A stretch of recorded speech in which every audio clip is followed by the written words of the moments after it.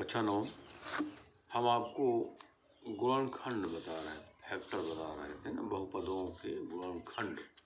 ठीक है, तो कुल मिलाकर गुणनखंड आपने अष्टम या सप्तम या अन्य कक्षाओं में भी सीखा, लेकिन कक्षा 9 में भी देख लीजिए आप, जो पढ़े हैं पढ़ाया वही जा रहा है ना।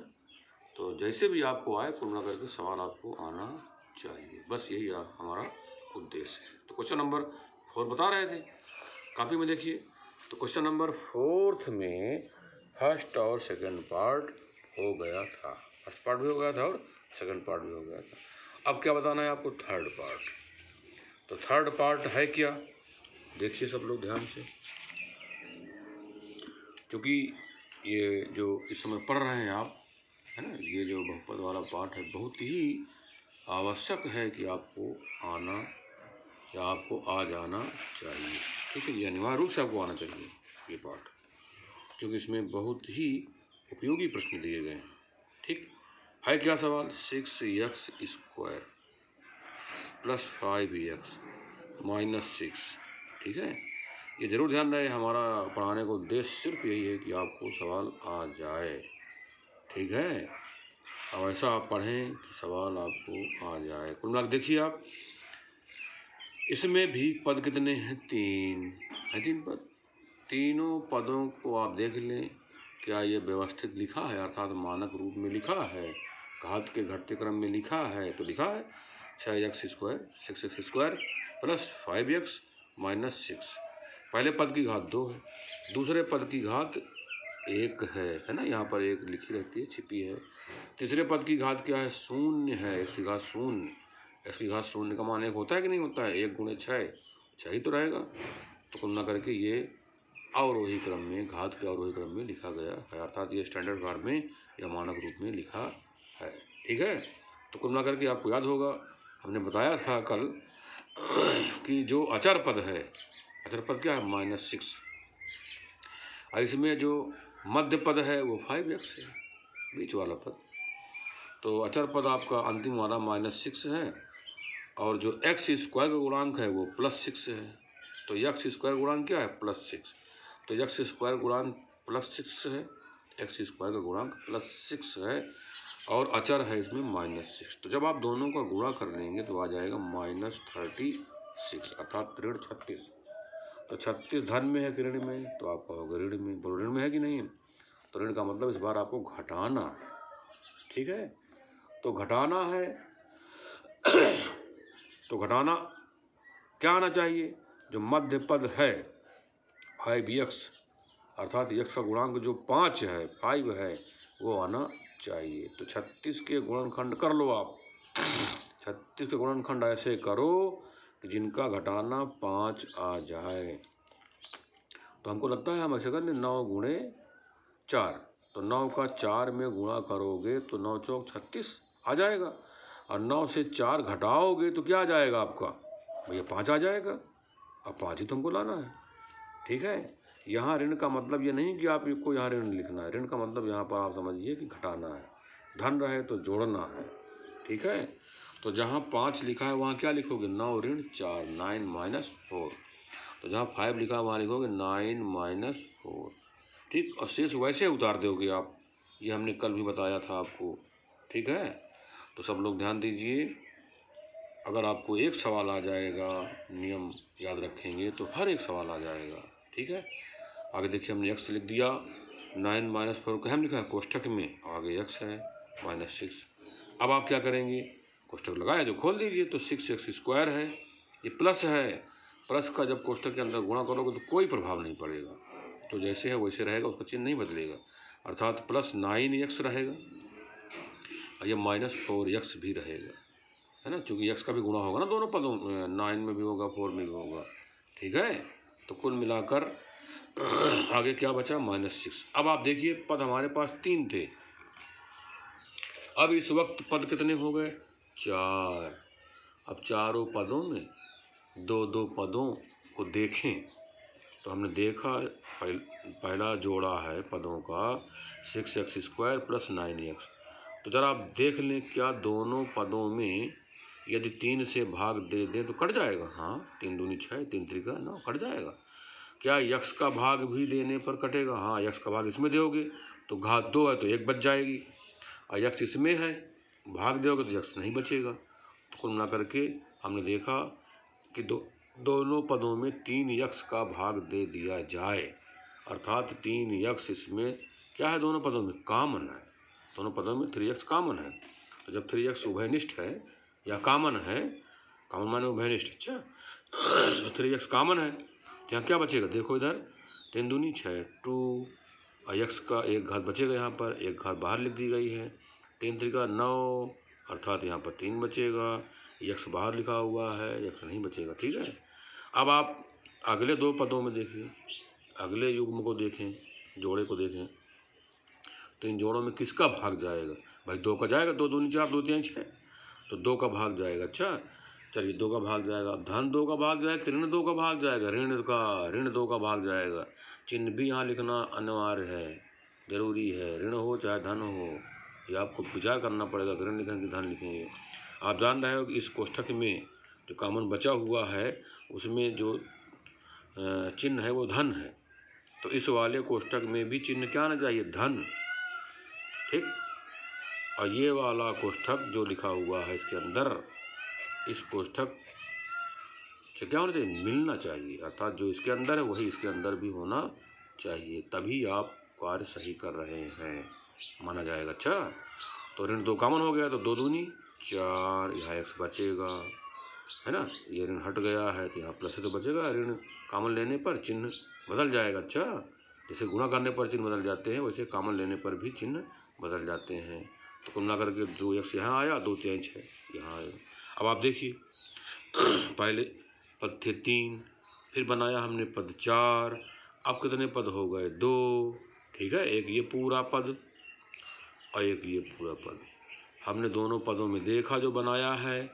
अब किसका भाग जाएगा तो हम देखेंगे कि 2x + 3 का भाग जाएगा। भैया इसमें भी है पद, ये 2x + 3 और इसमें भी है, तो 2x + 3 क्या हो गया आपका, कॉमन हो गया। अब क्या बचा भैया, ये तो कट जाएगा, आपका क्या बचेगा, 3x। भाग देने के पश्चात जो बचता है वो कोष्ठक के अंदर लिखा जाता है। इसमें भाग देंगे तो ये कट जाएगा, क्या बचेगा, -2। अब कितने पद हो गए, अब कुल पद हो गए 1, 4 पद थे, नहीं 3 पद थे, 4 पद बनाया, फिर 2 पद बन गए, अब कितने पद हो गए, 1। ठीक, इसका मतलब 2x + 3 का गुणा कहे में है, 3x - 2 में, है ना। अब ये कोष्ठक के अंदर 2 पद हैं, इसमें भी अंदर 2 पद हैं। ठीक है, तो कुल मिलाकर के आपके बहुपद 6x² + 5x + -6 का ये फैक्टर हो गया, गुणनखंड हो गया, उत्तर हो गया आपका। ठीक है, अब आपको ये ध्यान रखिएगा, बार बार नहीं बताया जाएगा। अच्छा तो विशेष रूप से ध्यान रखिए। अगला सवाल है चौथा नंबर, इसमें लिखा है 3, इधर चौथा देखिए, ये वाला इधर कॉपी में 3x² - x - 4। अब देखिए क्रम से ये भी लिखा हुआ है, क्रम से लिखा है ना, कितने पद हैं, 3 पद हैं, है ना। पहले पद की घात 2 है, दूसरे पद की घात 1 है, तीसरे पद की घात 0 है। तो आप देखिए x² गुणांक क्या है, 3 है। अचर पद क्या है इसमें, ऋण 4। गुणा करोगे, यहाँ धन 3 है, ये ऋण 4, गुणा करोगे तो ऋण 12 आएगा। इसका मतलब 12 कि आपको ऐसे गुणनखंड करना है जिनका घटाना, ऋण आया कि नहीं आया, जिनका घटाना। ये देखिए जो बीच वाला पद है यक्स, इसका गुणांक क्या मानेंगे आप, 1, तो घटाना क्या आना चाहिए, 1 आना चाहिए। तो 4 का 3 में गुणा कर लो, 4 3 12, और 4 से 3 घटा दो तो क्या जाएगा, 1। तो इसका मतलब ये जो 1 है कैसे आया है, 4 से 3 घटाया है ना, 4 3 12, 4 3 घटा दो तो 1 आ जाएगा कि नहीं आ जाएगा, और शेष वैसे लिख लो 3x², और आगे -4। अब कोष्ठक खोल दीजिए, तो आप जब कोष्ठक खोल देंगे तो चिन्ह अंदर के बदल जाएंगे, तो -4x, और इनका गुणा ऋण में धन आ जाएगा 3x, आगे ऋण 4। अब आप बताइए पहले 2 ये पद हैं, तो पहले 2 पदों में किसका भाग जाएगा, यहाँ स्क्वायर रहेगा, x², किसका भाग जाएगा, तो आप हम कह रहे हैं x का भाग जाएगा, अर्थात x कॉमन है, यहाँ क्या बचेगा, 3x, यहाँ क्या बचेगा, -4। अब किसका भाग देंगे, धन 1 का, है ना, ये ध्यान रखिएगा, धन लगेगा कि ऋण लगेगा ये आपको पता करना पड़ेगा। क्योंकि धन का भाग देंगे तो ये जो चिन्ह ऋण इसमें आया, इसमें भी ऋण आना चाहिए, तो धन का भाग देंगे कोई प्रभाव नहीं पड़ेगा। 1 का भाग दोगे क्या आ जाएगा 3x, इसमें भी आपका रहेगा -4। अब आप देख लीजिए, अब पद हो गए कुल कितने हो गए 2, दोनों पद हम देखेंगे तो 3x -4 कॉमन हो गया।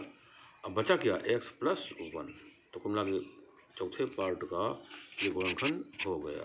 ठीक, इस प्रकार आपकी प्रश्नावली जो चल रही थी उसका चौथा प्रश्न पूरा हो गया। ठीक है, अब आप चौथा प्रश्न तो पढ़ लिए, अब आप खुद विचार करिए क्या हमको ये गुणनखंड समझ में आया, है ना। अगर नहीं आया, ठीक है, तो आप प्रयास करें कि आपको आ जाए। ठीक, अब आप कभी कभी ऐसी प्रॉब्लम आ जाती है कि आपसे कहा जाए कि x³ - 7x + 6x, ठीक है, ये नहीं +x नहीं 6 लिख दिए +6, है ना। इस प्रकार का अगर कोई समस्या आ जाए तो इसका गुणांक क्या है 1 है, भैया क्रम से लिखा है, ये भी बात सही है।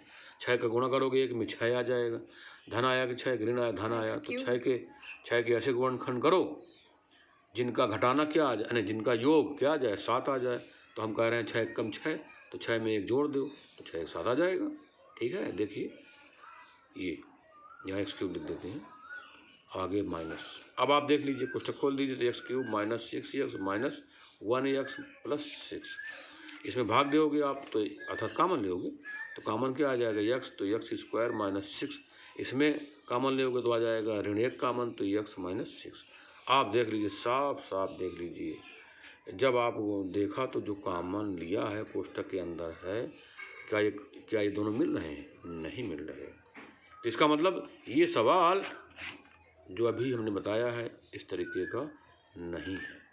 ठीक है, अगर यहाँ घात 2 होती तो ये तरीका जो बताया है अभी उससे लग जाता। अब इसमें चूंकि कॉमन लेने के पश्चात जो ब्रैकेट में आ रहा है वो नहीं मिल रहा है, इसका मतलब ये हुआ कि इस प्रकार का सवाल शेषफल प्रमेय से संबंधित है, अर्थात शेषफल प्रमेय द्वारा गुणनखंड ज्ञात करना पड़ेगा तभी ये हल होगा। ठीक है, तो ऐसे प्रश्न को ध्यान रखिए, कोष्ठक मिलना अनिवार्य है, कोष्ठक नहीं मिल रहा तो इसका मतलब है कि प्रोसेस हमारा सही नहीं है। तो आप देख लीजिए, इसमें जो लगाया है अभी आपने, इसमें दोनों कोष्ठक मिल रहे हैं, देखो ये, और जो लगाया था ये देखिए इसमें भी दोनों मिल रहे हैं।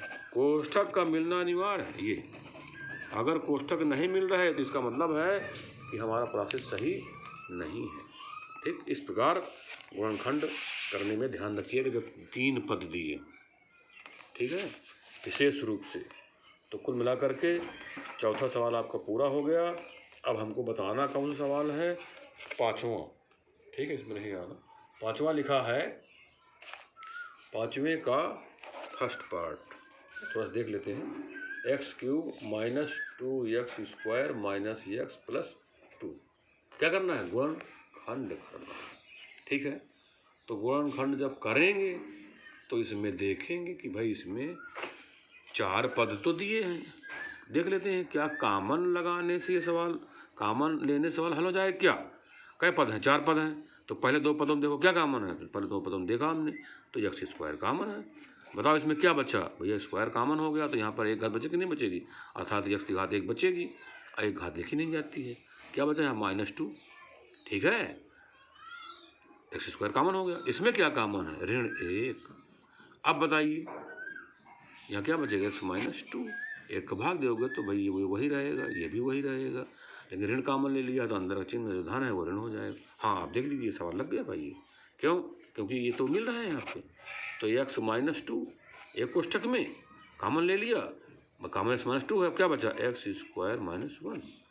ठीक, लेकिन गुणनखंड तो हो गए, लेकिन ये जो कोष्ठक के अंदर लिखा हुआ इसमें 2 पद हैं, इसमें 2 पद हैं, भाई इसके गुणनखंड तो नहीं होंगे, लेकिन इसके गुणनखंड होंगे। अभी कक्षा 8वीं में आपने ये फार्मूला पढ़ा होगा, a² - b²। इसका मतलब क्या हुआ? एक बार धन में एक बार ऋण में, है सूत्र फार्मूला की नहीं है?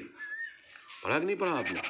तो कुल मिलाकर के इसको अभी और आगे कर सकते हैं। कैसे करेंगे? देखिए, x का ये होल स्क्वायर लिखेंगे और ये ऋण 1 का होल स्क्वायर लिखेंगे, कोई दिक्कत? देखिए a² हो गया सवाल -b², a² - b² हमने फार्मूला के रूप में लिख लिया। ठीक है, अब आप जानते हो कि एक बार धन में एक बार ऋण में, x + 1 एक कोष्टक में यक्स -1। ठीक, तो आप देख लीजिए 5वें का फर्स्ट पार्ट भी हमने कर दिया, गुणनखंड हमारा हो गया, बिल्कुल सफल हो गए हम गुणनखंड करने में।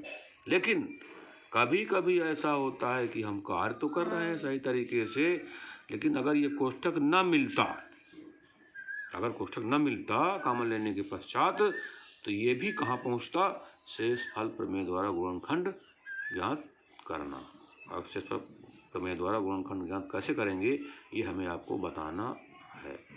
ठीक है, तो कुल मिलाकर के हमने आपको थर्ड पार्ट बताया, फोर्थ पार्ट बताया, थर्ड फोर्थ 2 भाग बताया, और 5वें का फर्स्ट नंबर यही बता दिया। तो ये तीनों प्रश्न आप ध्यान से करिएगा और इन्हीं को आप रफ में पुनः अपने मन से ईमानदारी से करिएगा। शेष आगे। धन्यवाद।